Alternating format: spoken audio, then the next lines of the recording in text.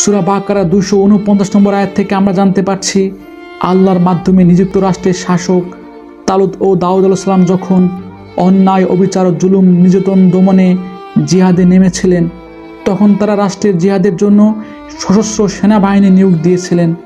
তবে তাদের সেনাবাহিনীতে রাষ্ট্রের সকল জনগণকে নেননি। ওই সকল জনগণদের সেনাবাহিনীতে নিয়োগ দিয়েছিলেন যারা বিভিন্ন পরীক্ষায় উত্তীর্ণ হয়েছিল। তার মানে জুলুম প্রতিরোধে আল্লাহর বিধান সশস্ত্র জিহাদি বা যুদ্ধে একমাত্র মেধাবী, ধৈর্যশীল, ইমানের শক্তিতে বলিয়ান মানুষগুলি অংশগ্রহণ করবে, রাষ্ট্রের সকল জনগণ নয়। এই জিহাদ সম্পন্ন হবে একমাত্র রাষ্ট্রীয় পৃষ্ঠপোষকতায়। একটু গভীরভাবে ভাবুন, আধুনিক বিভিন্ন যুদ্ধাস্ত্র, কামান, যুদ্ধ বিমান, পারমাণবিক বিমানসহ আধুনিক সকল যুদ্ধ রিলেটেড প্রযুক্তি কি সাধারণ মানুষের পক্ষে চালানো সম্ভব? অবশ্যই সম্ভব নয়।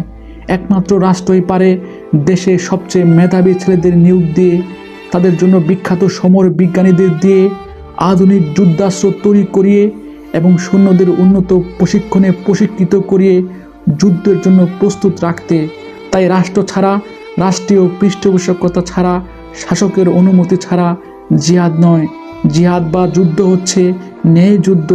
এটি সম্পন্ন হবে রাষ্ট্রীয় পৃষ্ঠপোষকতায়। তবে আপনি যদি একান্তই সশস্ত্র জিহাদ করতে চান, অন্যায় অবিচারের বিরুদ্ধে অস্ত্র হাতে তুলে নিতে চান, আল্লাহর আইন কানুন দণ্ডবিধি প্রতিষ্ঠা করতে চান, তবে আপনাকে রাষ্ট্রের সর্বোচ্চ রাষ্ট্রীয় ব্যক্তি হতে হবে।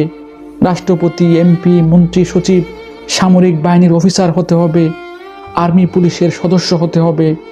সৎ, নিষ্ঠাবান, নির্ভীক, দায়িত্বশীল, আল্লাহ ভীরু, ইমানদার প্রশাসনিক ও সামরিক বাহিনীর সদস্যরা আল্লাহর প্রকৃত রাস্তায় আছেন। তারা যদি অন্যায়, অবিচার, জুলুম, নির্যাতন, সন্ত্রাস, চোর, ডাকাত, মাদক ব্যবসায়ী, ধর্ষকদের বিরুদ্ধে সশস্ত্র যুদ্ধে নামেন এবং দেশের শান্তি শৃঙ্খলা, সার্বভৌমত্ব রক্ষার সংগ্রামে নিজেদের উৎসর্গ করেন, আল্লাহর কোরআনের আইন কানুন দণ্ডবিধি প্রতিষ্ঠা করেন, তবে তারা আল্লাহ রাস্তায় জিহাদি আছেন। আর এই কাজগুলো করতে গিয়ে যদি তারা সন্ত্রাসীদের মাধ্যমে নিহত হন, তবে ইনশাআল্লাহ তারা আল্লাহ রাস্তায় শহীদ এবং তারা প্রকৃত মুজাহিদ।